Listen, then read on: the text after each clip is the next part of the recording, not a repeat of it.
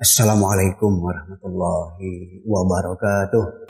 Berbicara karakteristik ajaran Islam berarti kita sebenarnya berbicara kesejatian ajaran Islam. Seperti apa? Nah, disitulah akan terbaca karakteristik yang sesungguhnya ajaran Islam. Islam itu ajaran yang kamil, sempurna. Karena sempurnanya tidak perlu ditambah dan jangan juga dikurangi. Islam itu ajaran yang syamil, mencakup seluruh aspek kehidupan manusia. Tidak ada satu aspek pun yang tidak diatur oleh Islam. Syamil. Islam itu ajaran yang mutakamil. Ajaran yang integral, dia saling terpadu, terkait satu sama lain. Tidak bisa dan tidak mungkin satu aspek dengan aspek yang lainnya dipisahkan. Dia pasti ada keterkaitan. Lagi, Islam itu ajaran yang benar-benar sejalan dengan akal sehat. Nanti begitu kita berbicara iman, maka kita akan dihadapkan pada perkara-perkara diantaranya yang memang tidak bisa dicerna oleh akal. Seperti apa dan bagaimana substansinya. Sebut saja kita berbicara surga, berbicara neraka. Tentu ini tidak kemudian menggugurkan apa yang kita maksudkan dengan Islam itu ajaran yang memang sejalan dengan akal sehat. Kenapa? Karena wilayah akal memang terbatas. Dan akal sendiri ya memang jujur mengakui itu. Satu poin. Poin berikutnya bahwasanya begitu kita berbicara iman, meniscayakan memang adanya keimanan, adanya keyakinan akan hal-hal yang memang di luar jangkauan akal tadi. Kenapa?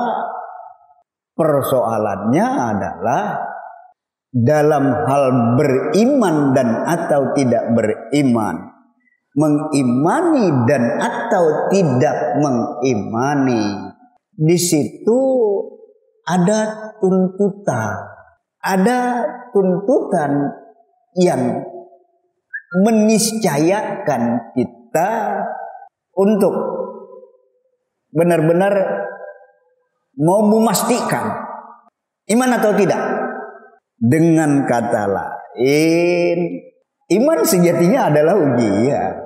Diuji, iman atau tidak, percaya atau tidak. Yang tentunya juga setelah kita dengan akal kita memang berserah. Ada hal-hal yang di luar jangkauan akal kita. Lah makanya begitu kita percaya atau tidak, dan itu yang akan menjadi penentu orang-orang yang benar-benar memahami mana wilayah akal, mana wilayah iman. Akhirnya juga tidak ada pilihan kecuali memang mengimani. Tentu kalau diperpanjang, kalau akan diperluas bahasannya ya memang akan lebih luas lagi. Tapi yang bisa kita simpulkan adalah bahwa keimanan mengajarkan kepada kita untuk benar-benar iman, percaya, yakin akan kebenaran firman Tuhan. Manusia yang dengan keterbatasan yang ada, dengan akalnya juga yang memang ada keterbatasan, begitu mengimani kebenaran firman Tuhan, maka persoalan-persoalan yang tidak bisa dituntaskan dengan akal, imanlah yang akan memberikan jawaban. Majelis yang dimuliakan oleh Allah, masih karakteristik ajaran Islam setelah bahwa ajaran Islam itu ajaran yang memang sejalan dengan akal sehat. Islam itu juga adalah ajaran atau agama yang mudah karena memang ajaran Islam itu adalah ajaran yang memang dibutuhkan oleh manusia. Apa bedanya dengan makhluk-makhluk yang lainnya yang sama-sama membutuhkan al-Islam? Islam dalam arti ketundukan, al-Islam dalam arti kepatuhan. Dia dibedakan dengan makhluk yang lainnya. Manusia maksud saya dibedakan dengan makhluk yang lainnya, ya karena memang secara fakta penciptaan ada samanya, ada bedanya. Maka untuk yang berbeda akhirnya dia dibedakan. Dan ternyata yang membedakan adalah manusia dengan makhluk yang lainnya. Manusia diberi akal. Pohon kayu tidak, binatang tidak, udara, air, tanah tidak. Lah sehingga ketundukan dimaksud adalah ketundukan sesuai dengan fitrah yang ada pada setiap ciptaannya. Jamaah yang dimuliakan oleh Allah, pemaknaan daripada Islam itu sendiri yang memang juga sudah sering kita dengar, sudah sering disampaikan oleh para dai. Islam artinya selamat secara lughatan ya, bahasa ya. Islam yang artinya adalah kesejatian keadaan, orisinilitas keadaan Islam. Maka kalau demikian berislamnya manusia dikehendaki adalah bagaimana sejatinya manusia sesuai dengan fakta penciptaan yang ada. Butuh ini, butuh itu, memerlukan yang semacam ini, tidak memerlukan yang semacam itu, dan seterusnya, dan seterusnya. Nah itulah kesejatian manusia. Ad-dinu yusrun walai yushaddad dina ahadun illa ghalabahu wa abshiru wa qaribu.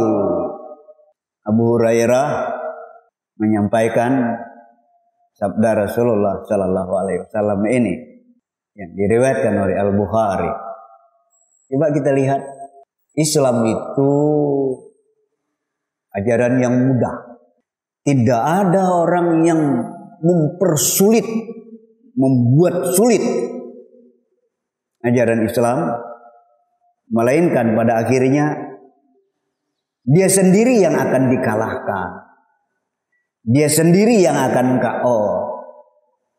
Istilah kekinian di kalangan ikhwah disebut dengan dia sendiri yang akhirnya yang akan futur, lemes, tidak bergairah, ada kejenuhan, itu kan akibatnya kan. Nah, dinu yusrun, Islam itu mudah, tidak ada yang mempersulit pengamalan Islam, melainkan pada akhirnya dia sendiri yang akan KO. Maka absyiru, ya bersenanglah, bergembiralah, tingkatkan lagi, rasakanlah kenikmatan dengan berislam, bukan dirasakan beban, nikmat, senang. Wa qaribu, ya usahakan selalu mendekat kepada Islam, bukan menjauh, tapi begitu semakin mendekat ya semakin dirasakan kenikmatan. Majelis yang dimuliakan oleh Allah, kemudahan Islam tentu saja begitu Islam itu sendiri ya memang benar-benar dipahami, dimengerti, didudukkan sebagaimana mestinya kita mendudukkannya. Saya belum melihat pemikiran yang memang luar biasa, yang tentu saja didasarkan kepada pemahaman terhadap Islam itu sendiri dalam kaitannya dengan mendudukkan Islam sebagai ajaran yang mudah, sebagaimana yang dijelaskan oleh Asy-Syatibi di dalam muwafaqat beliau. Ini pengulangan ini yang sudah pernah memang kita sampaikan. Tapi karena tema kita terkait itu, kita munculkan lagi. Coba lihat.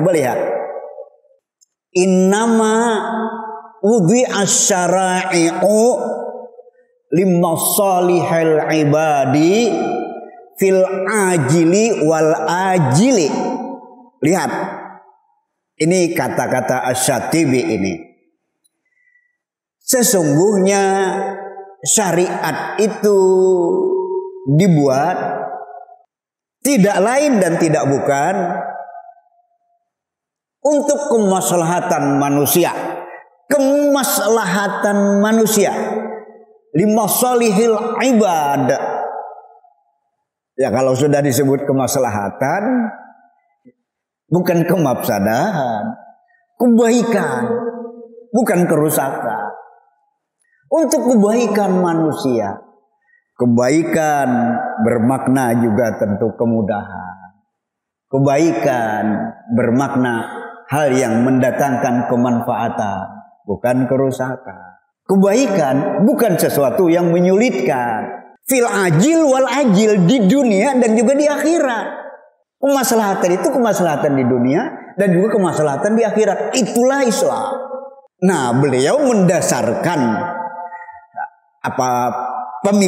kesimpulan pemikiran beliau yang brilian ini pada ayat yang terdapat di dalam An-Nisa 165. A'udzu billahi minasyaitonir rajim.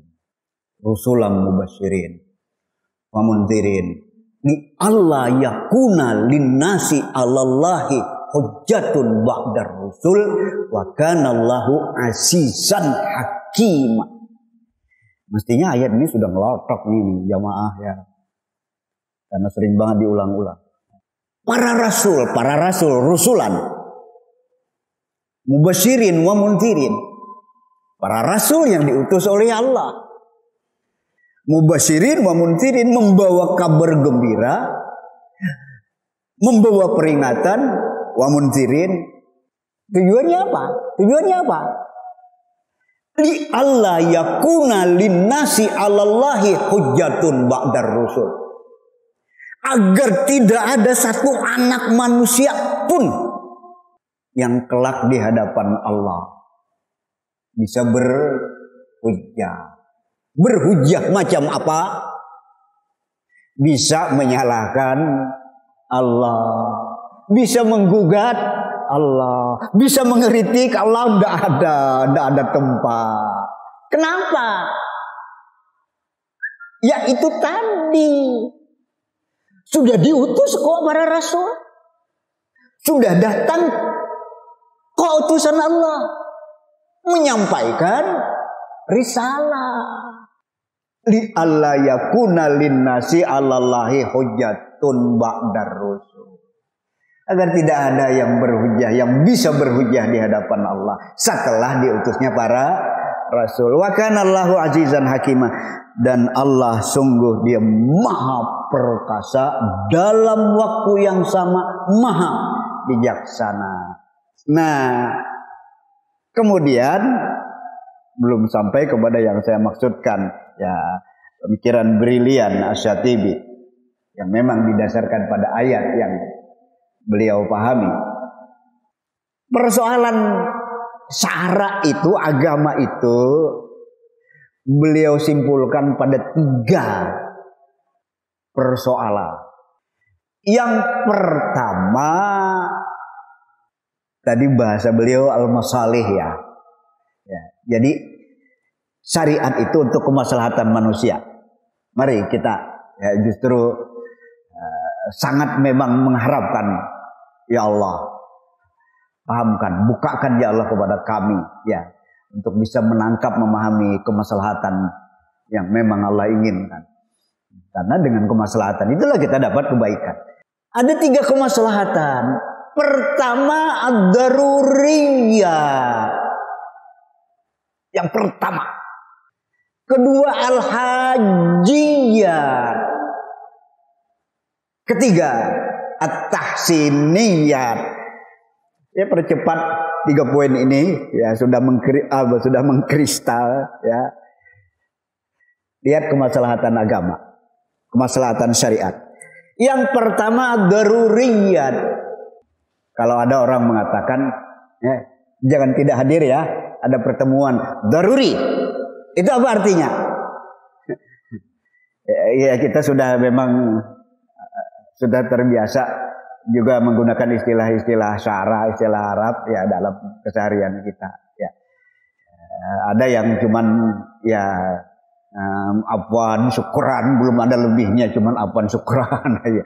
Enggak apa-apalah memulai, ya, tambah terus, ya. Nah, kalau orang mengatakan jangan tidak hadir, daruri, itu artinya apa? Daruri itu sangat urgent.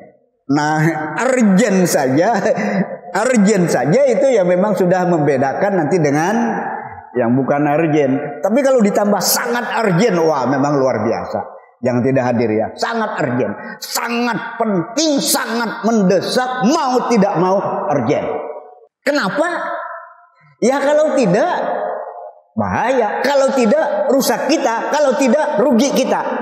Urgent. Itu pertama. Nah, kemudian yang urgent ini beliau urai tahtal unwan, di bawah pokok bahasan ad-daruriyat al-khamsu. 5 urgensitas agama. Ada 5 poin hal yang memang urgent, yang memang tidak bisa tidak, kalau tidak rugi, kalau tidak celaka. Apa yang 5? Ada yang bisa menyebutkan 1 diantaranya, karena sudah pernah dibahas juga. Ya, Ustadz itu membahasakan kadang dengan, ya, ungkapan yang rada berbeda, esensinya sama. Ya, ini bukan barang baru ini. Tapi ya kita memang ingin gitu terpahami, ingin jadi milik kita, maunya gitu, ya. Terpahami, akhirnya jadi milik kita. Ya. Yang 5, salah satunya, ya, waktu mendesak untuk kita bisa selesaikan bahasan ini. Yang pertama, ad-daruriyat al-khamsu. Yang pertama, hibbud-di. Yang kedua, hibbul akli. Yang ketiga, hibbun nafsi.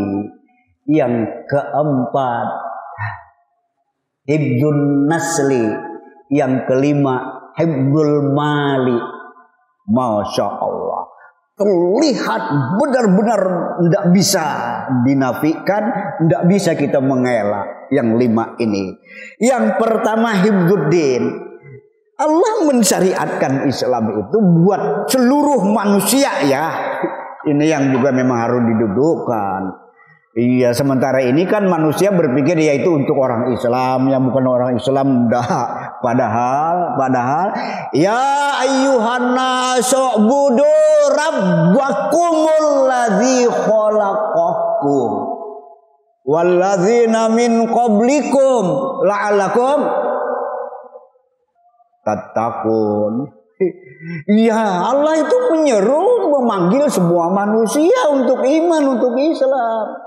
Tapi kemudian ada yang ingkar, ada yang kafir, ada yang menolak. Nah inilah ya. Nah sehingga begitu yang menolak maka dikategorikan, dikelompokkan sebagai orang-orang yang kafir. Dan kemudian yang menerima orang-orang yang iman. Nah sehingga orang-orang yang kafir ada bahasa Allah tersendiri, orang-orang yang iman ada bahasa Allah tersendiri, ada ajakan, ada seruan. Ini untuk orang yang beriman. Ini ada ancaman, peringatan untuk orang-orang yang tidak beriman. Itu masalahnya di situ ya. Jangan merasa aman kalau tidak Islam. Iya, harus diingatkan manusia.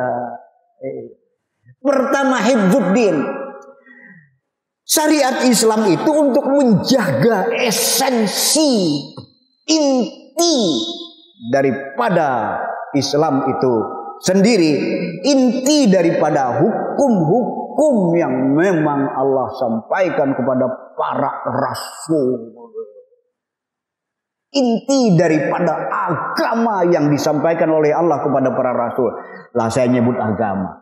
Benarkah Tuhan itu menurunkan agama yang berbeda-beda? Jangan salah menjawab dan jangan pernah salah. Allah menurunkan agama kepada para rasul-rasulnya tidak berbeda, hanya satu agama. Jangan salah. Ya itulah agama ketundukan, itulah agama kepatuhan. Al-Hanafiyah, Al-Islam. Bacaan hal. Walaqad ba'atsna fi kulli ummatin rasula. Walaqad ba'atsna fi kulli ummatin rasula. Kami telah mengutus untuk setiap kurun waktu tertentu, generasi tertentu, rasulah, seorang rasul. Diutus Adam, diutus Idris, diutus Nuh dan seterusnya. Apa misinya? Ani'budullah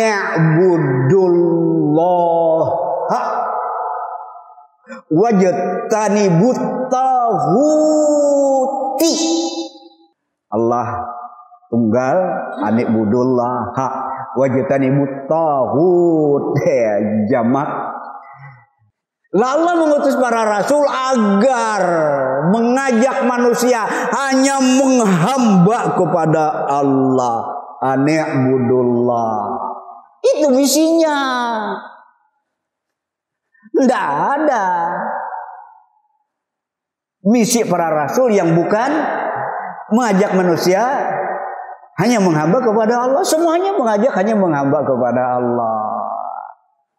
Maka problem umat manusia, problem dasar adalah problem ketuhanan. Pastikan itu. Dak beres ketuhanan, kecarut marutan juga akan menjadi sebuah keabadian. Jadi kalau tidak mau carut marut, bereskan ketuhanan. Masa Tuhan berbilang, masa yang bukan Tuhan dituhankan, pada kacau, pada kacau. Memangnya ada Tuhan yang lain selain yang menciptakan. Apa yang dia ciptakan? Universe yang ada, semesta yang ada. Memangnya dua yang menciptakan? Satu saja. Yang satu itulah Tuhan. Siapa Tuhan yang satu itu? Ya cari. Ada kesungguhan, pasti akan menemukan. Yang pertama lah, makanya di dalam kemudian syariat Islam ada sebutan usul, ada sebutan pokok, ada sebutan rukun, rukun iman, rukun Islam. Itu tidak bisa tidak bisa ditawar. Nah, nanti ya memang dimulai dari ani'budullah, penghambaan ketundukan hanya kepada Allah, dimulai dari situ. Diimani, diimplementasikan. Jadi imannya memang pertama memang. Kemudian diimplementasikan. Majelis yang dimuliakan oleh Allah, itu esensi yang pertama. Ya. Menjaga agama dari Adam alaihi salam sampai Muhammad sallallahu alaihi wasallam. Semua para rasul mengajak manusia untuk hanya tunduk dan patuh, untuk hanya menghamba kepada Allah. Lanjut yang kedua. Tinggal 1 menit ya. Dari 3 ya. Iya, lanjut yang keduanya, jaga akal sehat. Hifzul akli. Untuk orang-orang yang berakal. Innama yatadzakkaru ulul albab. Yang bisa berpikir hanya orang yang berakal. Alladzina yastami'una al-qaula fayattabi'una ahsana. Ulaika alladzina hadahumullah wa ulaika hum ulul albab. Orang yang mau mendengar, dengar dulu. Silakan dengar apa saja. Tapi kemudian dipikirkan. Ini layak, ini tidak. Ini benar, ini salah. Orang-orang yang mau mendengar setiap ucapan, ulaika alladzina hadahumullah. Mereka itulah yang potensi akan mendapat petunjuk dari Allah. Cukup besar bagi mereka. Wa ulaika hum ulul albab, dan mereka itulah orang-orang yang memiliki akal yang sehat. Urgensi yang kedua dari agama. Iya. Allah menginginkan, Tuhan menginginkan akal itu dijaga, dipelihara. Nanti ada pengecualiannya memang. Yang tidak punya akal, udahlah, tidak apa-apa, udahlah. Bagi Anda tidak ada siksa, tidak ada azab, karena Anda tidak punya akal. Tapi tetap harus didudukan sebagaimana mestinya. Tidak punya akal memang, dari sonoknya lahir-lahir tidak punya akal. Untuk dibedakan dengan yang merusak akalnya, resikonya luar biasa. Akal kok dirusak. Yang kedua, menjaga akal. Yang ketiga, menjaga hifdzun nafsi. Hukum Tuhan disyariatkan, al-Islam dikejawantahkan. Supaya dikejawantahkan untuk apa? Menjaga jiwa. Setiap jiwa yang ada harus dihormati, harus benar-benar dijaga, harus benar-benar dipelihara. Haram menumpahkan darah sesama bi ghairi haqqin. Ada cacat, ada celah, tidak ada sama sekali cacatnya, celahnya di dalam Islam. Islam bukan karangan. Islam bukan like or dislike, bukan, hukum Tuhan. Nah, kalau ditolak, Islam mengharamkan darah ditumpahkan. Orang seenaknya menumpahkan darah manusia. Pastikan yang terjadi adalah bencana demi bencana. Bayangkan Al-Quran sampai membahasakan man qatala nafsan bighairi nafsin faka'annama qatalan nasa jami'a. Masya Allah. Yang membunuh satu jiwa tanpa alasan yang benar sama sebenarnya dengan membunuh manusia sejagat. Iya. Kita tidak berbicara siapa yang dibunuh, siapa yang membunuh. Yang pasti begitu melenyapkan jiwa seseorang, nyawa seseorang tanpa alasan yang benar-benar harus diberlakukan keadilan yang seadil-adilnya. Yang membunuh, bunuh juga. Itulah keadilan yang diinginkan oleh Tuhan. Maaf kekurangannya. Terima kasih atas atensi yang diberikan. Assalamualaikum warahmatullahi wabarakatuh.